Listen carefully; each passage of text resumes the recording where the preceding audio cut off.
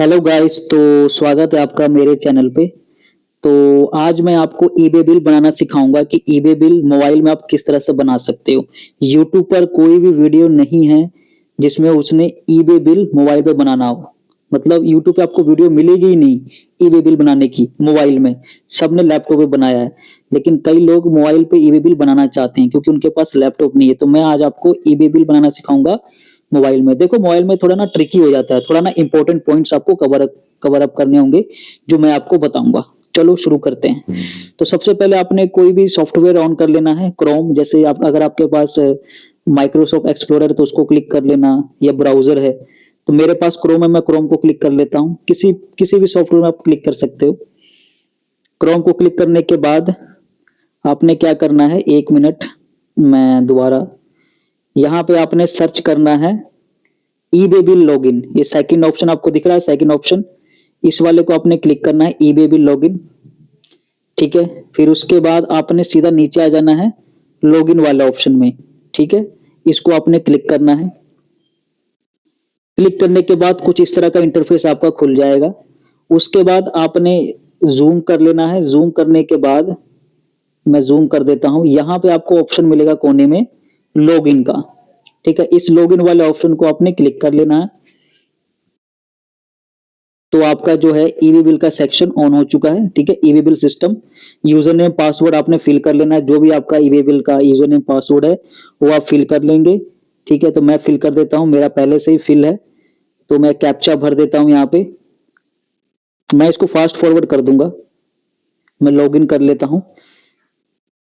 ठीक है, तो जैसे ही मैं लॉगिन करूंगा तो मेरा ईबे बिल खुल जाएगा। तो उसी तरह से आप यूजर नेम पासवर्ड फिल कर लेना, आपका ईबे बिल खुल जाएगा। बिल्कुल लैपटॉप की तरह ही है, जैसे लैपटॉप में दिखता है वैसा ही है। ठीक है, तो आपने इस ओके बटन को क्लिक कर लेना है। ठीक है, फिर उसके बाद आपने जूम करना है।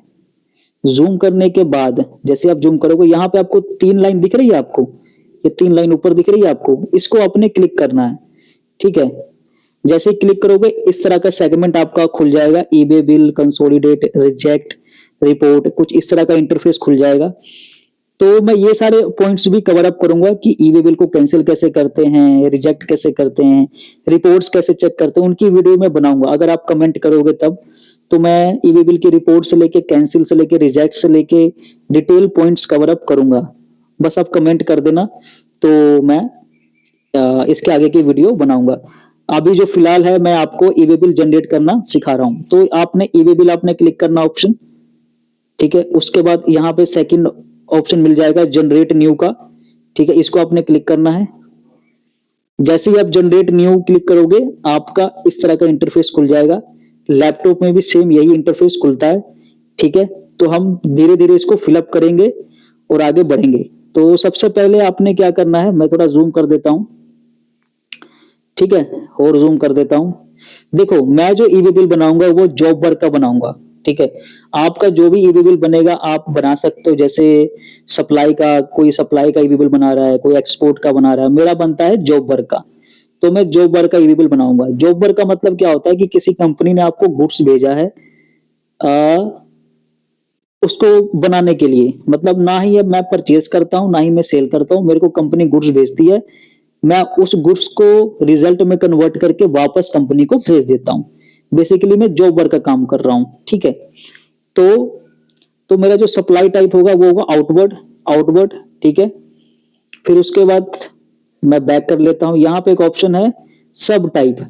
आपका सब टाइप क्या है? ठीक है, तो सब टाइप आपका जो भी होगा यहां से आप ऑप्शन सिलेक्ट कर सकते हो। कौन सा आपका ऑप्शन है, सप्लाई है या एक्सपोर्ट है या जॉब वर्क है या कुछ भी है। मेरा जॉब वर्क है तो मैं जॉब वर्क पे क्लिक करूंगा। जैसे ही मैं जॉब वर्क पे क्लिक करूंगा, यहाँ पे आप ध्यान से देखो, मेरा जो डॉक्यूमेंट टाइप है वो डिलीवरी चालान हो चुका है। देखो, जॉब वर्क में आपको डिलीवरी चालान बनाना पड़ता है और ईबे बिल बनाना पड़ता है। तो मेरा ऑटोमेटिक जैसे ही मैंने जॉब वर्क सेलेक्ट किया तो मेरा डिलीवरी चालान आ चुका है। आपका जो भी सब टाइप होगा, सप्लाई तो आप सप्लाई पे क्लिक करोगे। ठीक है, अगर आप एक्सपोर्ट का काम कर रहे हो तो एक्सपोर्ट पे क्लिक करोगे। मैं जॉब वर्क का काम करता हूं तो मैं जॉब वर्क पे क्लिक करूंगा और डिलीवरी चालान मेरा ऑटोमेटिक आ जाएगा डॉक्यूमेंट टाइप।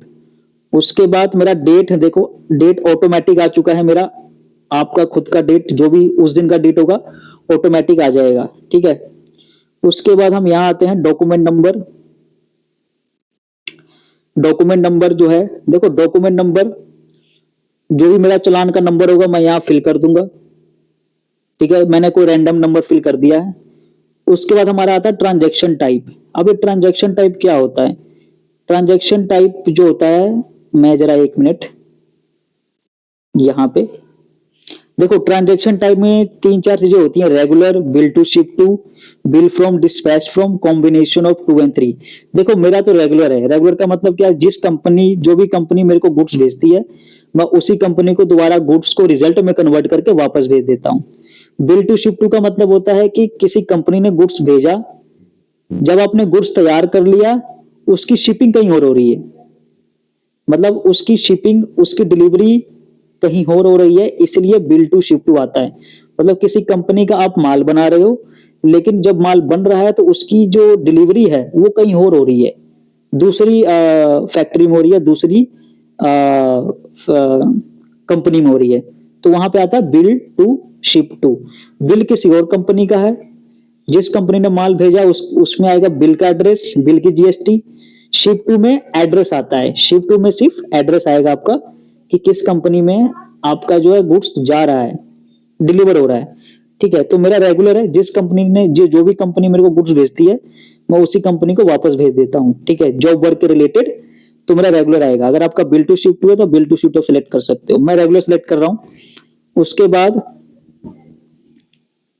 आपका बिल फ्रॉम में यहाँ पे ऑप्शन आएगा बिल फ्रॉम, ये देखो बिल फ्रॉम, तो यहाँ पे ऑटोमेटिक आपका जीएसटी नंबर भरा रहेगा क्योंकि आपका ही जीएसटी नंबर है, तो मेरा खुद का देखो ऑटोमेटिक जीएसटी नंबर भरा हुआ है। ठीक है, फिर उसके बाद आपने आ जाना है नीचे यहाँ पे बिल टू शिप टू में। देखो बिल ये रहा बिल टू, और यहाँ पे आपका आ जाता है ऑप्शन शिप टू। ये देखो, अगर सेम कंपनी में आप माल भेज रहे हो तो सिर्फ बिल टू में आप जीएसटी नंबर डालोगे, ऑटोमेटिक आपका एड्रेस आ जाएगा। लेकिन अगर आप माल किसी और कंपनी का बना रहे हो, उसको भेज कहीं और रहे हो, तो शिप टू में उसकी एड्रेस आ जाएगी, जहां पे आप गुड भेज रहे हो ना, जहां पे आप गुड्स भेज रहे हो उसका एड्रेस आएगा यहाँ पे, एड्रेस, प्लेस, पिन कोड। लेकिन बिल में जिस कंपनी का माल आप बना रहे हो उसका जीएसटी नंबर आपको भरना पड़ेगा। देखो यहाँ पे जीएसटी नंबर मैं अपना ही भर देता हूँ क्योंकि मैं सिर्फ आपको समझा रहा हूँ कि किस तरह से फोन में ईवी बिल बनता है। आप उसका जीएसटी नंबर भरना जिससे आपने माल लिया है। ठीक है, तो यहाँ पे मैं अपना जीएसटी नंबर भर देता हूँ, अपना ही भर देता हूँ जस्ट फॉर अंडरस्टैंडिंग के लिए।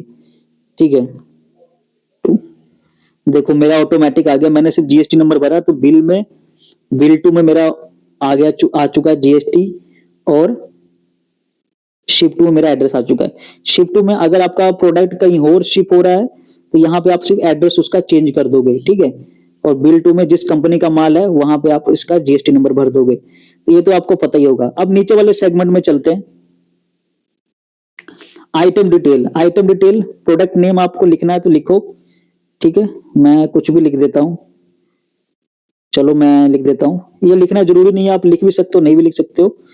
अब उसके बाद देखो यहाँ पे ना, ये इसको एचएसएन को मत देखो, ये डिस्क्रिप्शन आपको दिख रहा है, इसको आप देखो।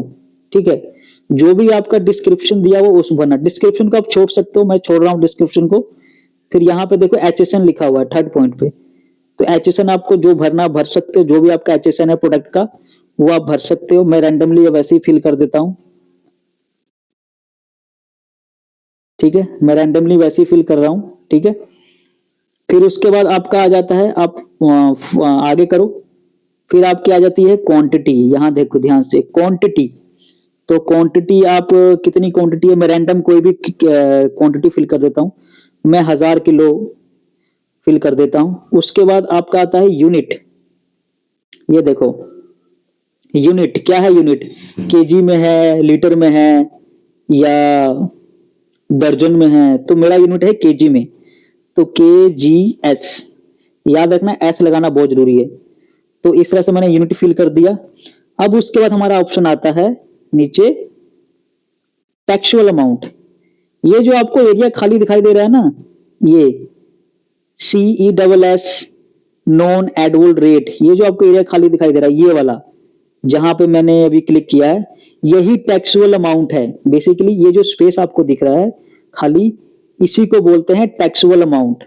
जो भी आपका टैक्सेबल अमाउंट बनता है प्रोडक्ट के साथ मल्टीप्लाई करके आप यहाँ पे लिख सकते हो टैक्सेबल अमाउंट। मुझे बताने की जरूरत नहीं, आपको पता है टैक्सेबल अमाउंट क्या होता है।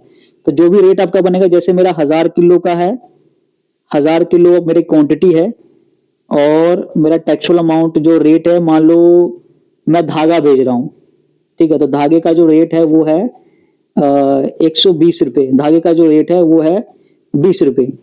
तो 1000 × 20 कितने हो गए? 20,000। ठीक है, तो जो भी आपका टैक्सेबल अमाउंट होगा आप फिल कर देना। ठीक है, ये जो खाली स्पेस दिख रहा है ना, यही हमारा टैक्सेबल अमाउंट है। यही हमारी जो बॉक्स है, यही हमारा टैक्सेबल अमाउंट का बॉक्स है, याद रखना। इसी में लोग कंफ्यूज होते हैं, यही कंफ्यूजन का कारण है। ठीक है, तो जैसे ही मैंने यहाँ पर टैक्सेबल अमाउंट फिल किया, मेरा ऑटोमेटिक, यहां ध्यान से देखो, ये देखो total taxable amount automatic fill हो चुका है। ठीक है, और रही बात सीजीएसटी की और एसजीएसटी की, ठीक है, ये मेरी मर्जी है, मैं भर भी सकता हूं और नहीं भी भर सकता हूं, इस अप टू मी। ठीक है, जॉब वर्क में आप जीएसटी भर सकते हो और नहीं भर सकते हो, ये मेरी मर्जी है। अगर आप में भरना होता है, अगर आप सप्लाई का बना रहे हो, एक्सपोर्ट का बना रहे हो, अगर उसमें जीएसटी रेट, टैक्स रेट बताना होता है तो आप भर सकते हो, मेरी मर्जी होती है।